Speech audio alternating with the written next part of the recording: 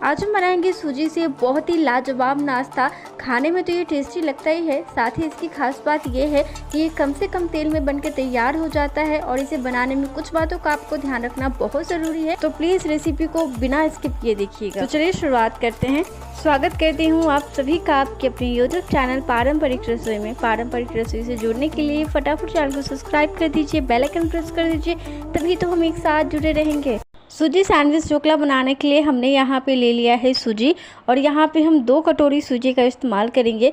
और आप यहाँ पे फाइन सूजी या फिर मोटी वाली सूजी कोई भी आप इस नाश्ते में आप इस्तेमाल कर सकते हैं। तो अभी सूजी में हम डाल देंगे दही। तो ध्यान रखिए इस बात का, जितना आपने सूजी इस्तेमाल किया है उसकी हाफ क्वांटिटी में दही इस्तेमाल करना है। तो हमने यहाँ पे 2 कटोरी सूजी लिया था, इसलिए 1 कटोरी हमने यहाँ पे दही का इस्तेमाल किया है।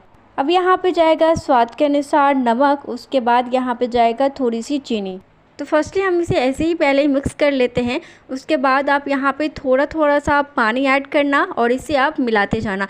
और इस बैटर को आपको ज़्यादा पतला करने की कोई ज़रूरत नहीं है, ये थोड़ा सा गाढ़ा ही रहता है। अब यहाँ पे जाएगा थोड़ा सा तेल, इससे जो हमारा ढोकला बनके तैयार होगा वो अंदर से बिल्कुल भी ड्राई नहीं लगेगा। यहाँ पे ध्यान देने वाली बात यह है कि इस बैटर को आपको गाढ़ा ही रखना है, पतला नहीं करना है।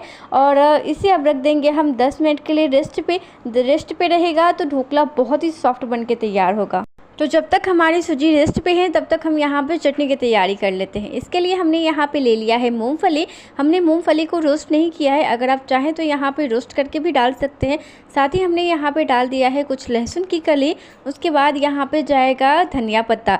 और ध्यान देने वाली बात ये है कि यहाँ पे आपको धनिया पत्ता की स्टीम नहीं हटानी है। चटनी में इससे बहुत अच्छा फ्लेवर आता है, तो इसे मत हटाना आप। अब यहाँ पे जाएगा हरी मिर्ची। ये मिर्ची रखी सूख गई थी, लेकिन तीखी बहुत है। हाँ, उसके बाद यहाँ पे जाएगा लेमन जूस, और यहाँ पे हमने लेमन जूस को स्क्वीज़ कर दिया है। उसके बाद यहाँ पे जाएगा जीरा पाउडर, फिर यहाँ पे जाएगा काला नमक स्वाद के अनुसार, फिर थोड़ी सी पानी डाल के आप इसे फटाफट पीस लेना। यहाँ पे आप देख सकते हैं हमने यहाँ पे चटनी बना के तैयार कर लिया है। और इस चटनी को भी हमने ज़्यादा पतला नहीं किया है, गाढ़ा ही हमने इसे रखा है। तो इसी तरीके से आपको भी रखना है। तो सूजी को रेस्ट पे रखे हुए हमें पूरे 10 मिनट हो चुके हैं, और चलिए देख लेते हैं। यहाँ पे आप देख सकते हैं सूजी फूलने की वजह से यहाँ पे ये और भी ज़्यादा गाढ़ा हो चुका है। तो इसे एडजस्ट करने के लिए यहाँ पे हम डालेंगे थोड़ा सा और पानी। मैंने जैसे कहा कि आपको इसे पतला नहीं करना है, बस थोड़ा सा हमें एडजस्ट कर देना है इसे, कि ये बहुत ज़्यादा गाढ़ा हो गया है।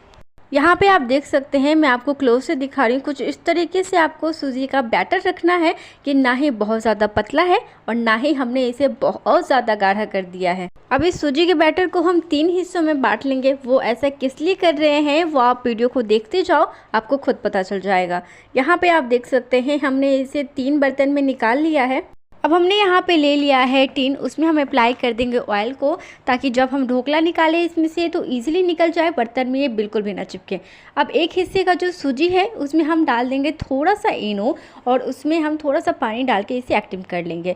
और जब आपको ये डालना हो इस बर्तन में तभी आप इसमें इनो डालना, पहले से डाल के बिल्कुल भी मत रखना। तो इनो डालते ही आप फटाफट अब इस बर्तन में इसे ट्रांसफ़र कर देना। ज़्यादा देरी किए तो आपका ढोकला बिल्कुल भी सॉफ्ट नहीं बनेगा, वो टाइट बन जाएगा, इनो का असर ख़त्म हो जाएगा।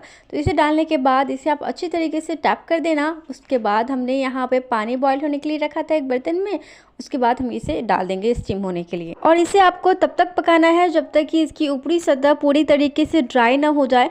और यहाँ पे आपको गैस की फ्लेम हाई रखनी है और इसे आपको ढक के पकाना है। तो अब हम यहाँ पे दूसरी लेयर की तैयारी कर लेते हैं। तो इनो डालने के बाद बैटर की वॉल्यूम जो है वो थोड़ी सी बढ़ जाती है, इसीलिए मैंने इस बर्तन से निकाल के इसे इसमें डाल दिया है, ताकि अच्छी तरीके से हम इसे मिला पाएँ। और इस बैटर में आपको हरी चटनी मिक्स करना है। जो चटनी अभी हमने तैयार किया था वो चटनी आपको इसमें मिक्स कर देना है। तो यहाँ पे हमने सूजी के साथ इस चटनी को अच्छी तरीके से मिक्स कर दिया है। अब यहाँ पे हम डाल रहे हैं इनो आप इसमें तभी मिक्स करना जब आपकी पहली लेयर पूरी तरीके से तैयार हो, यानी कि उसकी ऊपरी सतह पूरी तरीके से ड्राई हो, तभी आप मिक्स करना। यहाँ पे आप देख सकते हैं मैंने इसकी कवर हटा दी है। यहाँ पे आप देख सकते हैं टच करने से भी पता चल रहा है कि ये इसकी ऊपरी सतह जो है वो ड्राई हो चुकी है। चलिए डाल देते हैं हम यहाँ पे चटनी वाले बैटर।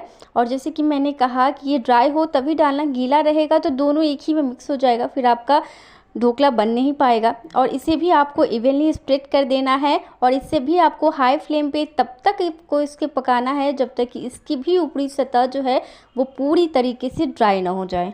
और इसे कर देंगे हम एक बार कवर।